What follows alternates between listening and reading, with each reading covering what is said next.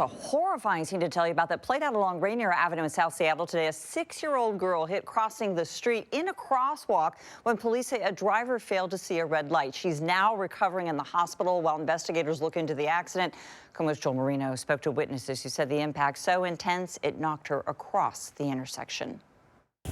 Seattle police directed the growing traffic around their investigation scene where a car had just hit a young child crossing the street. This stretch of Rainier Avenue South has 3 northbound lanes, and as the light turned red, drivers came to a stop in 2 of them. But a woman coming up in the curbside lane continued on, just as a 6-year-old girl with her mother stepped into the street and was struck. I say it's very sad because, it's a little girl. I think the people, they have pay attention more what they do about driving, Witnesses say the impact was so severe the little girl was thrown across the intersection at Rainier Avenue South and South Charles Street.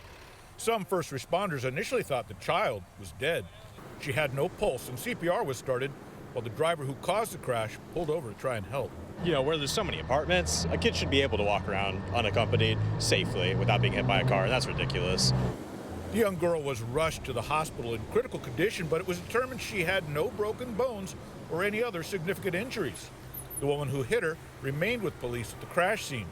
Investigators say she showed no signs of having used alcohol or drugs. A construction project was underway in the area, and investigators say it appears the driver may have been confused with the road work underway and didn't pay attention to the traffic light. People have to be more respectful about driving and, respect each other more, Joel Marino, KOMO News.